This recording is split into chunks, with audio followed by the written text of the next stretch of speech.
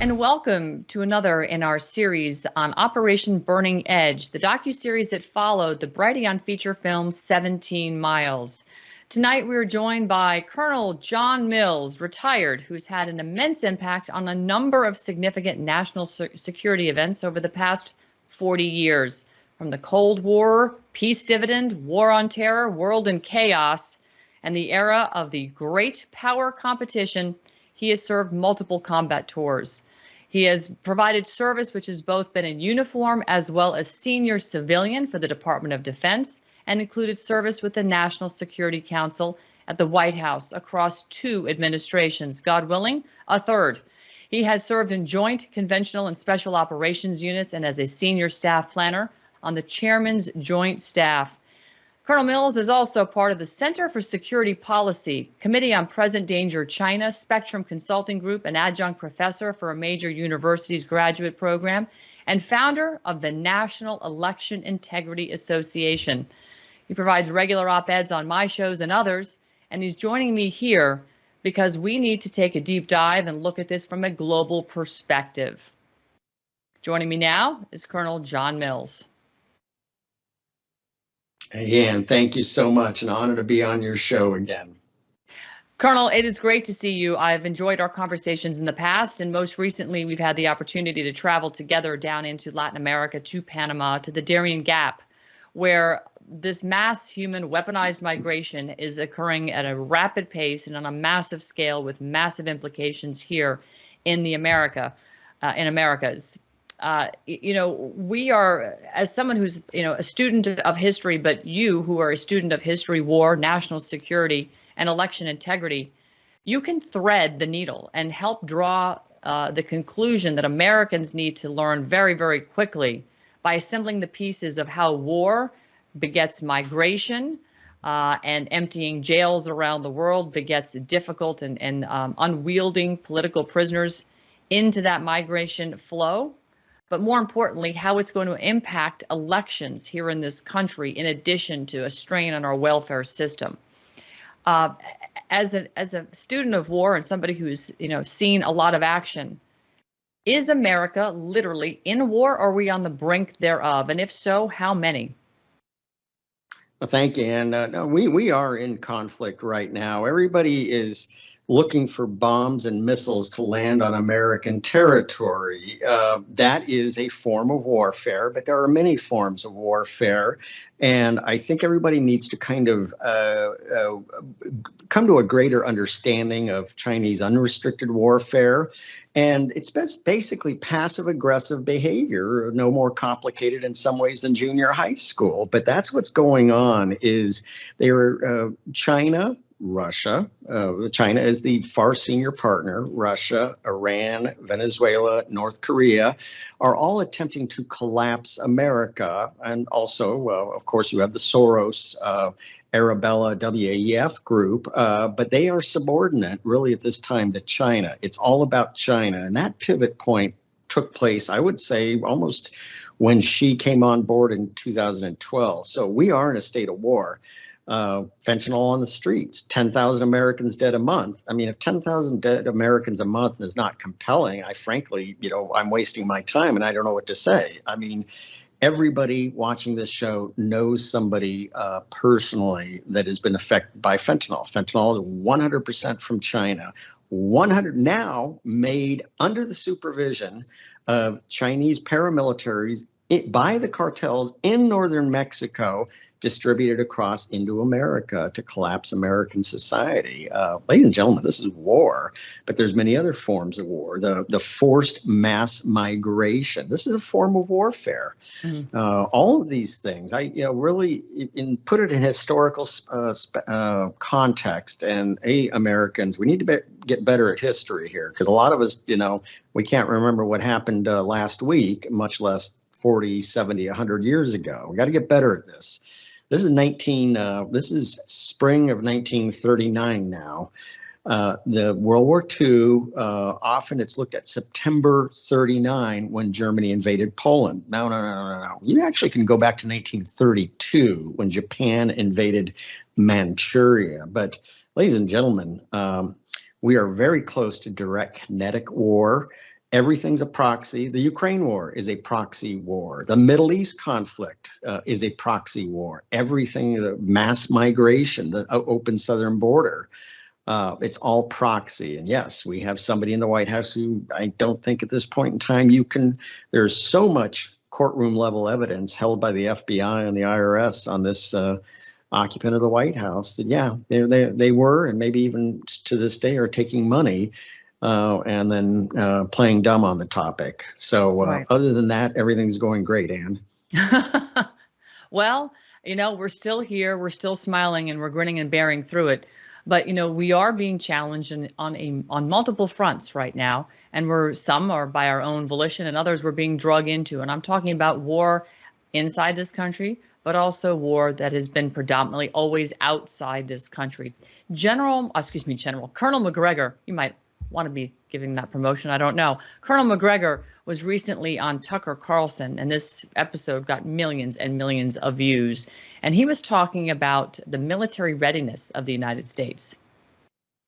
Well, unfortunately, the new equipment we're going to buy looks an awful lot like the old equipment. So you're not necessarily getting new top-of-the-line material. You're just getting new versions of what you've already got, which, of course, is what Congress wants. Unfortunately, that doesn't prepare you for a future war because your probable opponents are investing in very different capabilities from the ones that you have. And remember, again, all the things that we once monopolized, all the precision, all of that's lost now. Everybody has it. There's nothing that we can do that they cannot also do in Moscow, in Beijing, and probably in many other countries that we don't even know about yet. Colonel Mills, do you agree with his assessment on the United States military readiness at this point? Well, yes. We have to break it down into several components. The recruiting and retention is the worst ever since the all-volunteer force started in 1974, and we have to be honest. The Beltway culture does not want to address and be honest on this topic. You're not allowed to use the W word, as you see the swamp and DC rotate behind me. In proper company, you never use the W word. No, we should use the W word for woke. That's exactly what's going on. That is destructive. It's communist. It's cancerous. It's destroying our incredible American military. So there's on that aspect. Only the Marines are meeting recruiting and retention, and everybody's, the Marines are still going, but they are also by far the smaller force.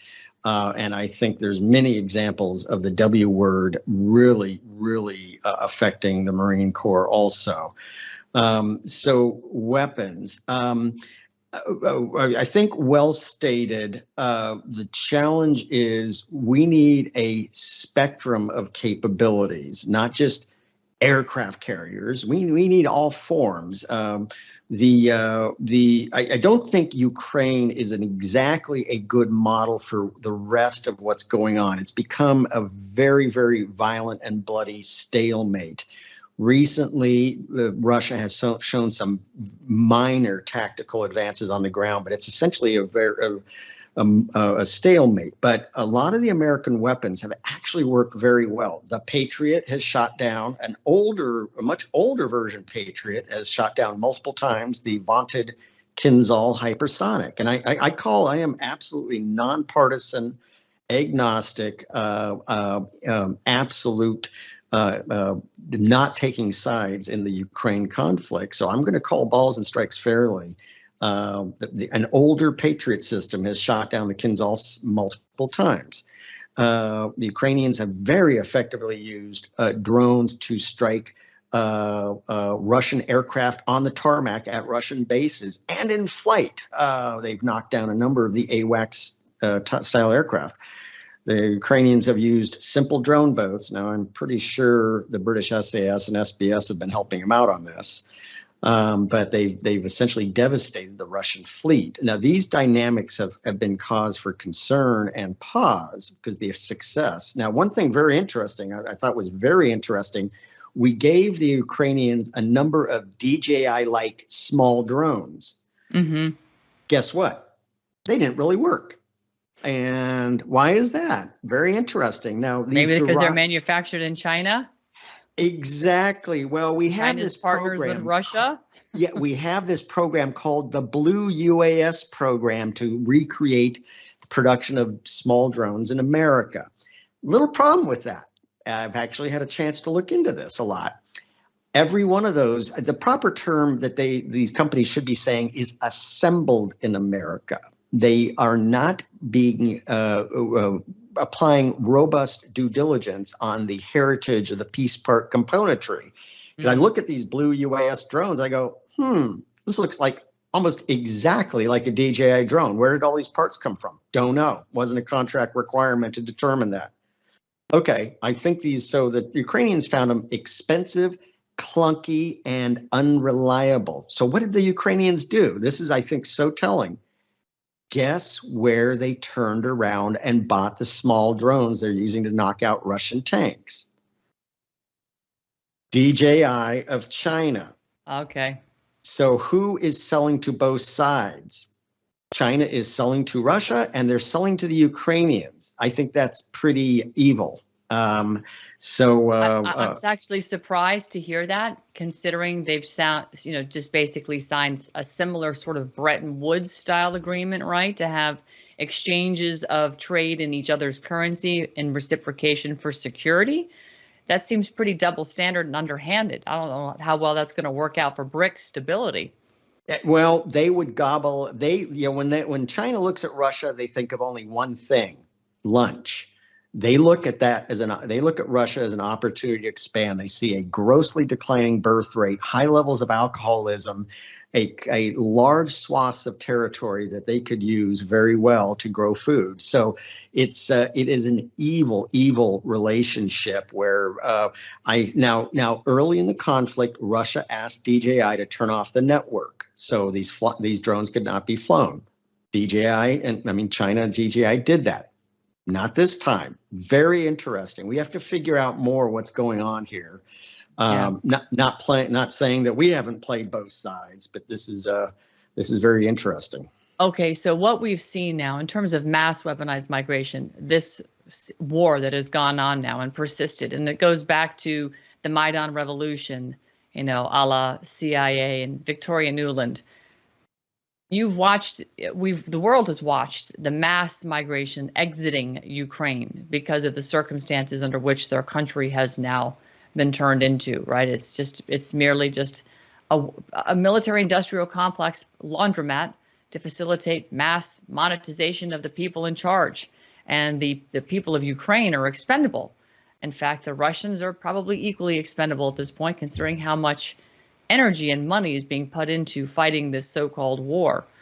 But there's more, because the people that are leaving and flying out of Ukraine have been in the millions in this last so many years. We're seeing that same migration be forced through other BRICS partners, such as an article you published in the Center for Security Policy. Iran works as China's proxy to push the U.S. out of the Middle East. So we are, with the United States presence being, as you said, pushed out, but it's also creating tension, strife, and war in the Middle East to create yet again more mass migration, displacement migration. How do you see, these partnerships of the BRICS countries being leveraged in war to continue and further the degradation of the United States through weaponized human migration? What does that look like?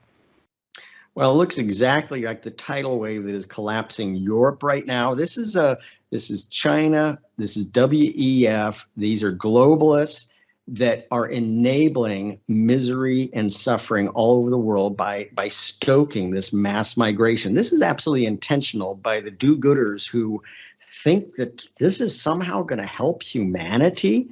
No, it's going to collapse civilization because you have a movement of many of these people have no concept of a democratic republic, of property rights, of civil law and order, and Europe is paying the price for it right now. But this is the greatest forced. It is absolutely enabled and weaponized. China's happy to see the West collapse by it. They're happy to see, encourage the WEFers and globalists to encourage this. And these people are sick and delusional. There is nothing compassionate about what's going on, and nothing good. This is just grotesque perversion of destroying societies and replacing them with absolute chaos from countries that have no modicum of civil society. So if we are looking at war in the Middle East, potentially, we obviously have, our military stationed in various locations over there. If we're looking at war in China, potentially over Taiwan, you've been there. I'd like to take your temperature on that before I go to the question. Are we seriously considering war in China right now, based on your recent trip to Taiwan and monitoring the elections there? China is under great duress at home, lack of food, lack of energy. They import 50% of both. She just, the most recent round of general firings was this mysterious strategic support force. General Zhu was charged with what? Corruption. Didn't see that one coming. So they've ripped apart their strategic support force. She sees, like Saddam, is paranoid and sees a threat to his very existence around every corner. So he's ripping apart internal society. People are suffering. They need food. They need energy. I think it's pushing them to conflict much sooner rather than later over Taiwan. And he has to show something. He has to show some kind of, maybe he'll swipe one of the forward islands of Taiwan like Kinmen. But how does that contribute, though, to the weaponized migration that we see coming out of China? Because nobody leaves China without permission. It's not like you can just, I'm taking a vacation and taking a lot of cash with me, and I'm taking their best and brightest or their most fit and sending them across the border. Because that's in fact what we've seen is the most fit, youngest adult or military age men who seem to be flush with enough money to come the most expensive route possible to come into the United States. How is it that this is, happening, that China would allow that to endure at the expense of the United States? Do they feel like they can just kneecap us with weaponized migration and that perhaps they'll be able to take our land, our food, our energy? Yeah, this is a very real, the elite always scoff and snicker at this. Oh, come on, you can't be serious that the Chinese are trying to take our land. Yeah, that's exactly what's going on.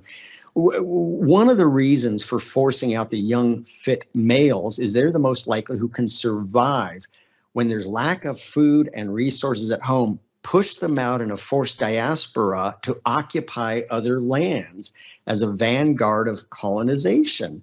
In America, also, we're seeing, the Summer of Love 2020 has started early. It's not even officially summertime, and they're already starting it with everybody who was Antifa, then became a violent, angry transgender, then became a squatter. Now they're suddenly waving the Palestinian flag and Hamas flag. And guess what? There's three funding sources. It's Soros.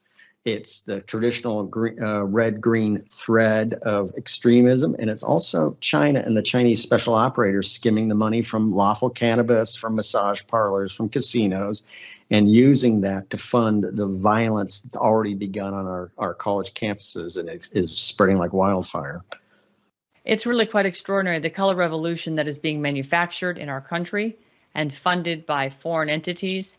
Not too dissimilarly from what we did in Ukraine and around the world, frankly, manufacturing these color revolutions so that we could remove and install dictators that would be more in line with the United States, be more favorable to the agenda that the United States needed these countries to accomplish, whether it was growing poppies so the CIA could have their drugs and call it a war on drugs, et cetera, et cetera. I mean, the misnomers in our government are just too innumerous to actually recount one by one, but there's a lot of them.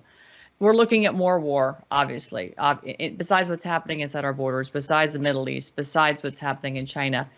Latin America is notoriously unstable and become even more so. You educated me very clearly about the Monroe Doctrine when we were in Panama and the sphere of influence that the Americans had when we were down there, most notably at Fort Clayton, which has now been taken over by the United Nations, sitting right there at the mouth of the Panama Canal in front of the Miraflores locks. We've kneecapped ourselves, and we've done it intentionally, and we're allowing, shall we say, communist interests to, basically take over all of Latin America. The most recent potential incursion is the Venezuela potential invasion of Guyana over the recent oil discoveries off the coast of Guyana. Walk us through what that looks like in terms of war, but how that will then cascade into more human trafficking or more weaponized human migration, if that's even an outcome.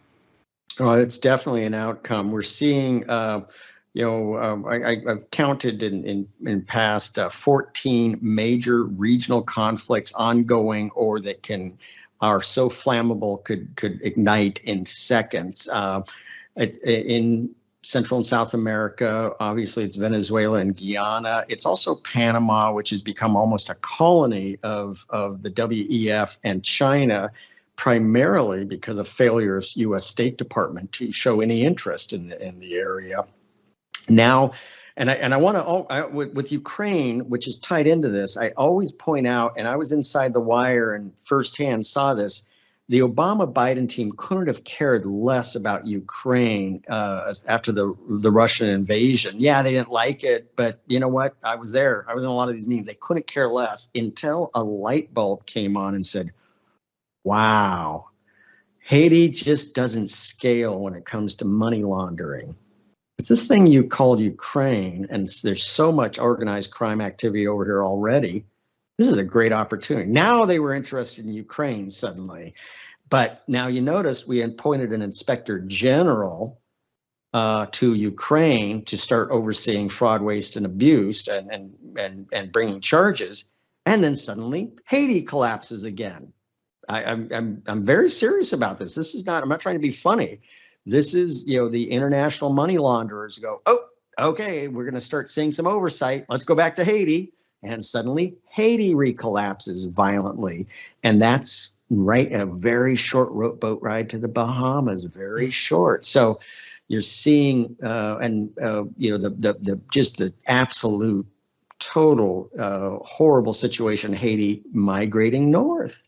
And you're seeing all the migration north through Panama and Mexico. This weaponized immigration is part of the Chinese globalist scheme to collapse America. And that's exactly what's going on. And now we're seeing it 40 miles off the coast. I mean, the closest islet is only 40 miles off of Miami.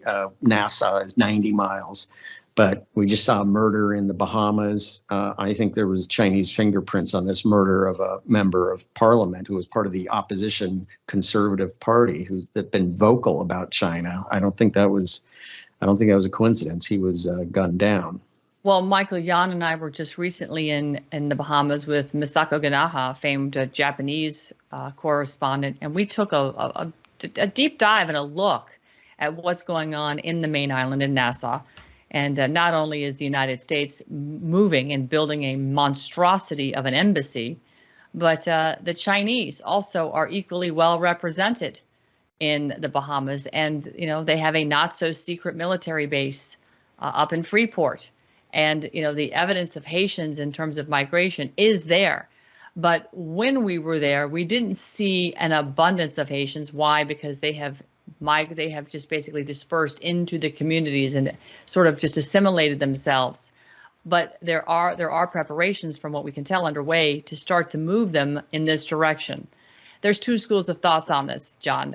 Former Navy SEAL Matt Bracken, who I had the opportunity to interview several weeks back, talked about the fact that Haiti has been decimated, that it has been basically deforested, and there's not any resources to build sailboats anymore like they used to build and sail to the United States and eventually get here, hopefully, for them, that is. Now they're basically dependent on rubber rafts, which become overtaken by the predominantly western flowing winds, which take them away from the United States and send them due west into the Gulf of Mexico, leaving them to be potentially picked up by our Navy or some NGO ship that's sailing looking for these. What is your understanding about the Haitians that would be picked up in those circumstances? Are they going to be, as the Biden administration is alluding to, brought to Guantanamo Bay, processed and flown into the U.S., or will they be repatriated back to Haiti? The Biden team has been duplicitous on so many topics and hyper duplicitous on this issue. The secret airline program to fly them into America is just going bonkers. And we have so many examples of airports and airlines receiving government largesse. I think a lot of it, Todd Bensman is a great expert on this, but I think a lot of the money actually flows through Health and Human Services to pay for these efforts. But yeah, this is I think you're going to see more and more of this. We don't have a flotilla of vessels guarding and blocking the northern movement, despite the decrepit nature or whatever they're floating on. Between Haiti is only about a 5 to 6 hour boat ride at most until you start to hit. It's actually even less. You start to hit some of the southern Bahama Islands. Bahamas is a vast archipelago, and most Americans do not go any further than Nassau. That's pretty much it. There's a lot of terrain that we don't know what's going on. So I think very likely there's camps and other things in some of the outward islands. The Chinese have penetrated outside of our ATEC facility for our Navy facility there, which is rather large and substantial. We frankly have paid no attention. Now we have a new charge d'affaires, but see, that's one of the problems here. We don't have an ambassador to the Bahamas. We have a charge d'affaires, and it's a very unique individual. His name's escaping me right now. But he came, I've never seen this before. He came out of the Office of Diplomatic Security. I've never seen a charge d'affaires come out of the Department of Diplomatic Security. He should know better, and he should understand, and he should be alert, and it should be his full-time job calling the Chinese to task. But the bottom line is we have a huge blind spot. We don't know what's going on right off our own shore, and the Chinese are leveraging this, and weaponized migration from Haiti is coming in, and the Biden team is, you bet they are enabling this with secret flights into the interior, just to make sure they don't have to float on a raft for a few hours. Well, in addition to your comprehension and your full understanding of weaponized human migration and war, this is going to net a result here in the United States that is going to bankrupt the country, and it currently is underway. The welfare system to support these additional mouths is unsustainable. We really don't even have true Social Security. We're robbing Peter to pay Paul left and right, and they're printing money into an oblivion just to cover the interest expense on everything that this United States government supports outside of this country. Again, nothing to do with bettering the Americans. Election integrity has been an open wound with salt rubbed in it daily. And you add these illegal invaders into our country who are being given pathways to citizenship.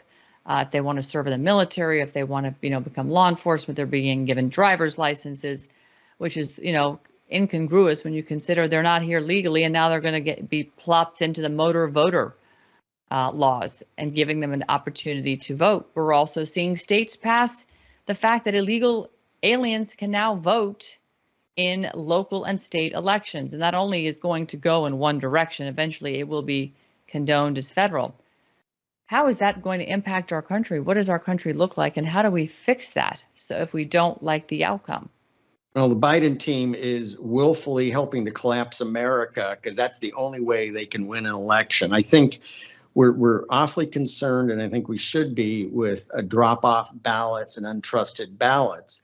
But I think the way it's sizing up, their main vector of attack is getting these illegals on the rolls. I used to not worry about this issue specifically as much, but I think now it's clear that they are flying them in to get them, because right now, motor voter law is the commonly used term for the voting act in the early 90s, where when someone goes in to get a driver's license, oftentimes in Virginia, I know, line one, do you want to vote? Yes or no? As things have evolved, we now have this new Real ID Act, Real ID Act, which is a great law because this is to prevent people faking U.S. citizenship, okay? But you notice they've been trying to defer the implementation of Real ID Act compliant. Now that most places, I know in Virginia, everything below line one has to be Real ID Act compliant. That you have to show a trusted piece of ID, such as one of the best is a U.S. passport, okay? It's pretty hard to fake that. So there's that, but not a single state, maybe Florida, you would mention to me, maybe Florida has a trusted process to validate that every name coming from line one of applying for a driver's license, when that name is shot over from the Department of Motor Vehicles database to the Department of Elections database, that there is a trusted process to validate that person is actually, in fact, a U.S. citizen, which is a legal requirement, 18 U.S. Code, to vote in a federal election.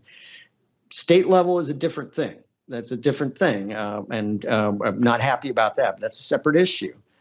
It's absolute U.S. law. You have to be a U.S. citizen, no question about it. And that is not being enforced. And I think that is the Biden angle to get all these people on there, because they know this is a gap or seam that nobody is really addressing. And so in 2020, it was, all kinds of election maladministration. This time, I think the biggest one is going to be they are definitely getting illegals on the voter rolls. And even red states are not paying attention to this. I've tried to get Virginia to pay attention to this, and their eyes just gloss over. And I said, look, any corporation would get sued for this.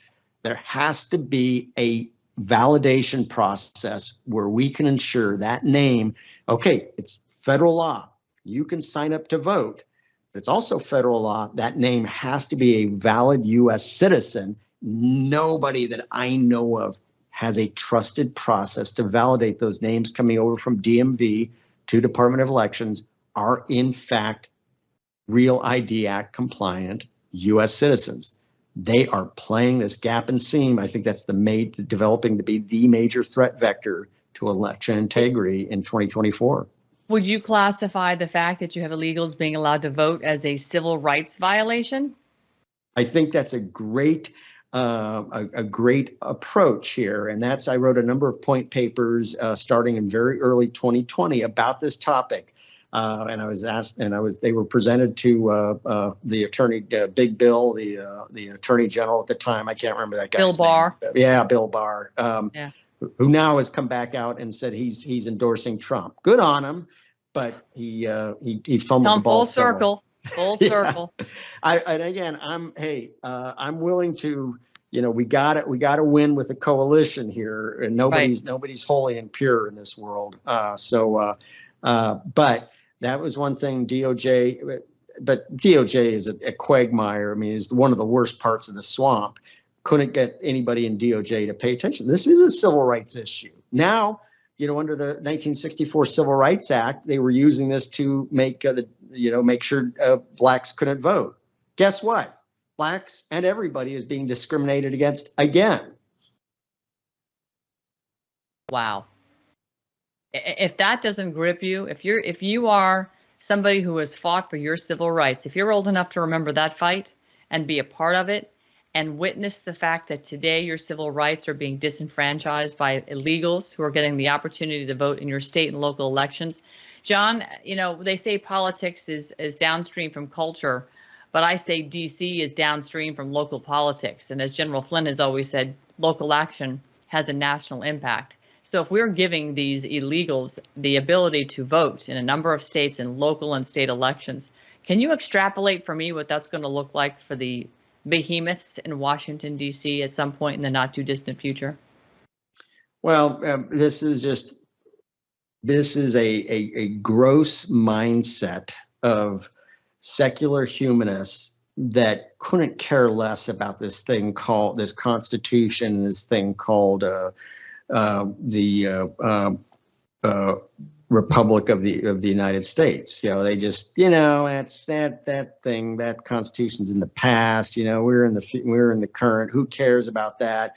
We're trying to create utopia. We're trying to make it fair for everybody. No, they're trying to make everybody equally miserable. Do not let these nanny staters run things. I mean, these people They will never be happy. You know, that you try to grab a 24-ounce soda, then it can only be 20 ounce, then only a 16 ounce, then a 12 ounce. Then you can't use a plastic straw. You got to have a paper straw that melts as soon as you use it. I mean, these people, they will create disaster after disaster, never held accountable for the disasters they create, and just move on, because it's not results that count with these crazies.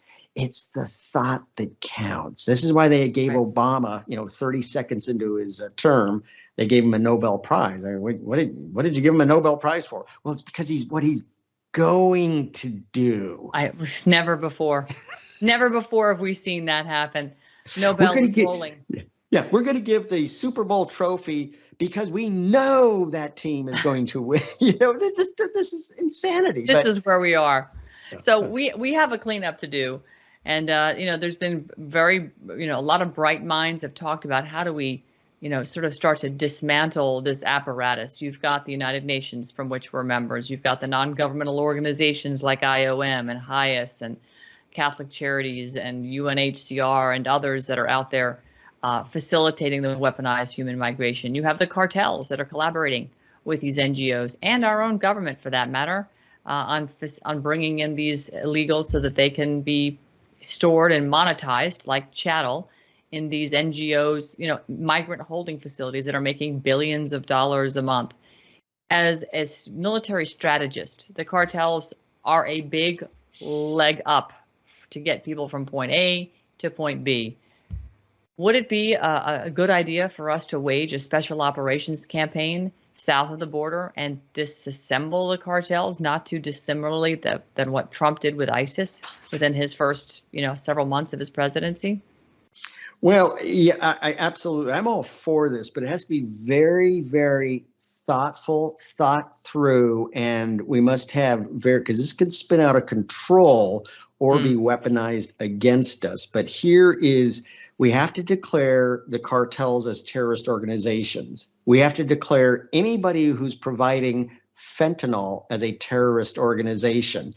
We have Chinese, the FBI, the DOJ already indicted a number of Chinese personalities early 23 that were a part of the cartel apparatus in Mexico. They were Chinese and they were on a DOJ indictment. I'm just using, Merrick Garland. He's wrong on everything except for this one. And we already have a track record here. They have to be declared terrorists. And what I think we just need to make an example. We have to make a dramatic teaching point. And I guarantee you, the nanosecond we drop a JDAMs on the next time Chinese overseers are meeting with the cartels in northern Mexico and blow them to pieces, believe me, things will change. People think, well, we got to pressure them 24/7 and we have to drop in thousands of special operators. No. Just develop it, size it up, say, that meeting, we're gonna make a dramatic teaching point out of that meeting. Do we not run the risk of a response here in this country with respect to how many people that are here that are meaning to do us harm and have potential? I think it's already ongoing. I'm not sure we noticed the difference. So many things are going on already inside of America.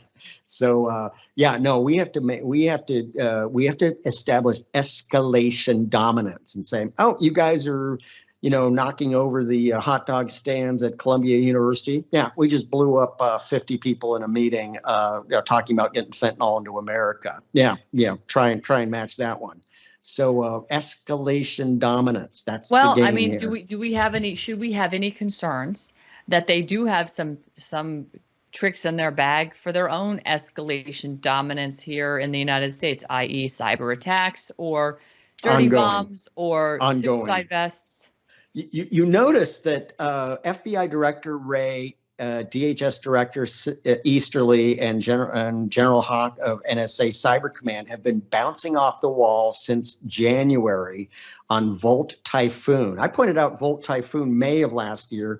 It just went over everybody's head. Why are they bouncing off the wall now? I mean, Ray is running around screaming that we are under attack and nobody's paying attention to him. Well, one, I mean, he's lost total credibility. If he had not spent all these FBI resources on pursuing J6ers and school board parents, maybe we wouldn't be in this situation. Correct. But I think what they're talking about, they are really freaked out. But they helped cause this situation because they were, oh, you know, we could just manage the Chinese. No, no, no. We have to defeat the Chinese. So Volt Typhoon is full-throated, full-throttle attack on our cyber infrastructure and is ongoing since it was identified May of 23. It is in play. Things are happening. So this is really, this is very serious on what's going on.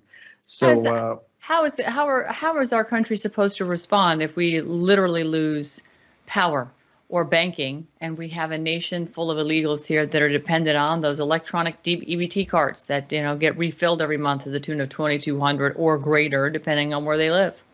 Well, yeah, I'm concerned. I just came from Arizona, and the crazy Tucson mayor is running out of HHS largesse and is going to start dumping people out of the hotels. Yeah, so what do you happen when you have a bunch of angry, illiterate folks now on the street with an EBT of 0? Yeah, I think there's a serious problem. But you know, the blue mayors and blue governors created this mess. I hope the first place these crazies go that have 0 money on their EBT is right to the city hall or right to the Capitol building and ask them. Don't talk to me. Go ask them why your EBT card is 0. What rights do you think will be extended to these people if they do exactly as you just instructed and go to the city hall or go to court?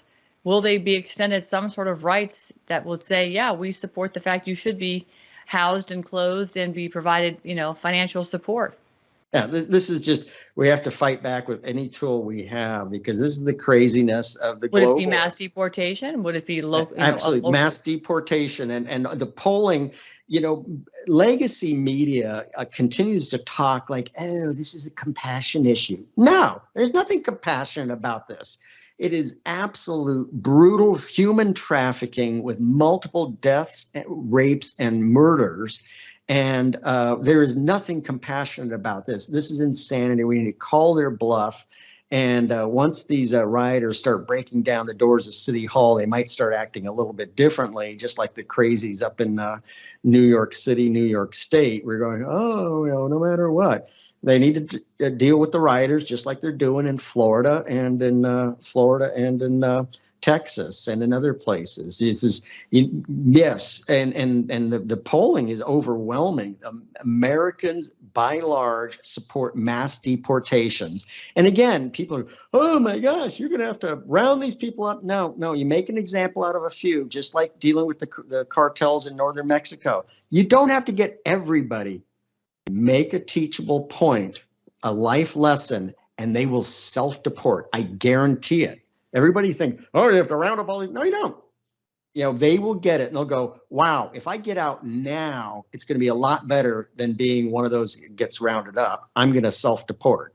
That's the way this thing works. And again, all we have to do is make life lessons and teaching points, and most of them are going to get it. First time we JDAMs one of those cartel meetings, all the Chinese special operators, a lot of them are going to disappear real quick. Wonder where they'll go. They're going to be trying to get back home? I have no idea. But, you know, to support your point about mass deportations and the fact that it could happen here in this country, Axios did put a survey out recently, and they said 51% of Americans are now supporting mass deportations. I have to believe that's probably double what it was prior to the Biden regime, you know, being selected and placed into power, of which majority of those are white, but surprisingly, 45% are Latino, and then 40% are Black. Are you actually shocked at the numbers being that high in those two minority groups? The single demographic that is most and grievously harmed by open borders is the young Black male. I think the Black population of America is getting it, and they're understanding, because they're saying young Black males are the ones who are not going to get a job.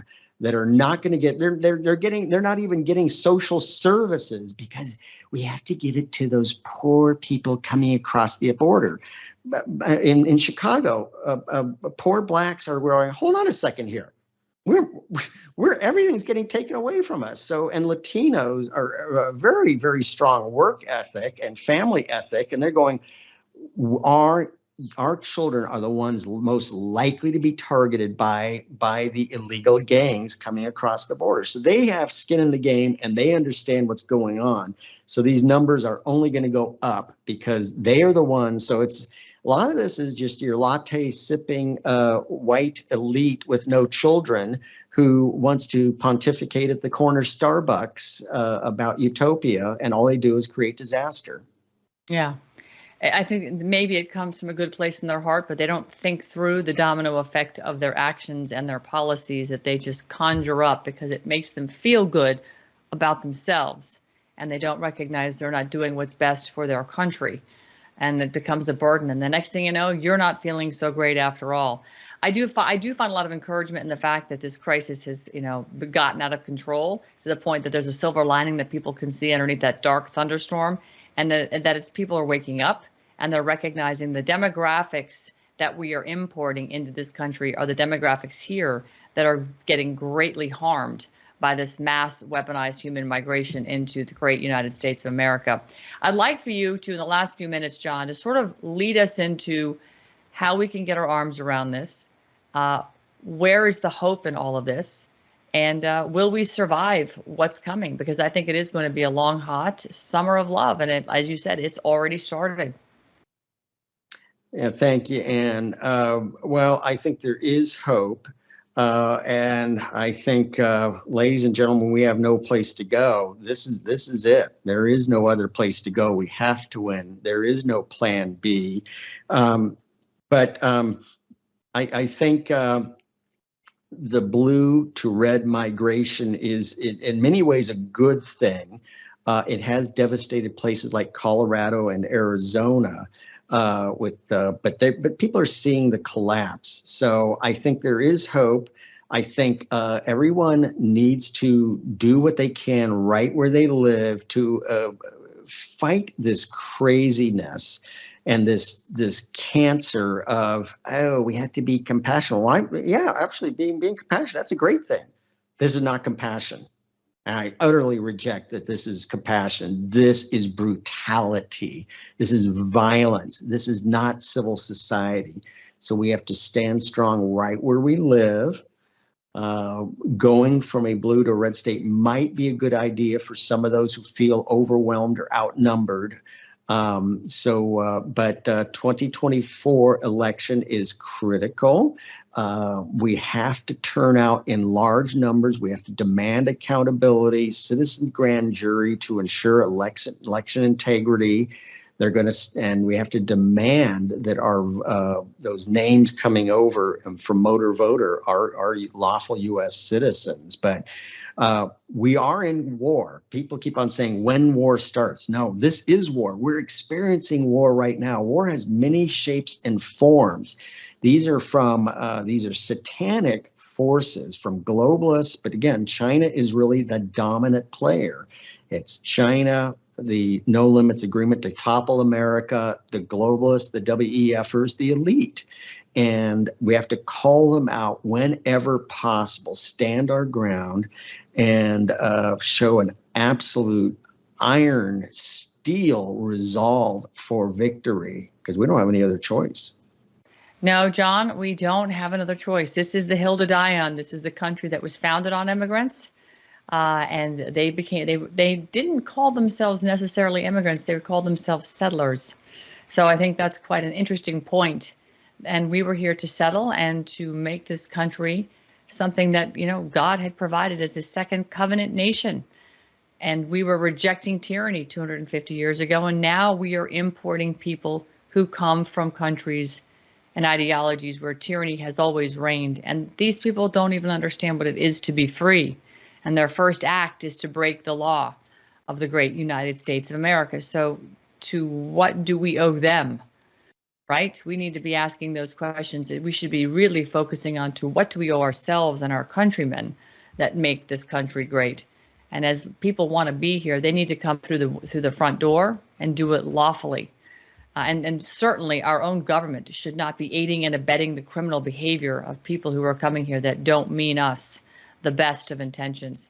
Colonel John Mills, retired, thank you so much. Where can folks follow your work? Thank you. And so Colonel R.E.T. John, Colonel Rhett John, Substack, Getter, and Truth.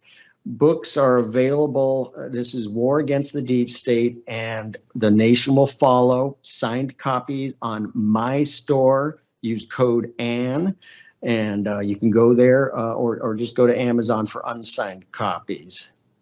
Wonderful. Thank you so much, Colonel Mills. And ladies and gentlemen, this concludes tonight's episode in our docuseries on Operation Burning Edge, following 17 Miles. Have a good evening.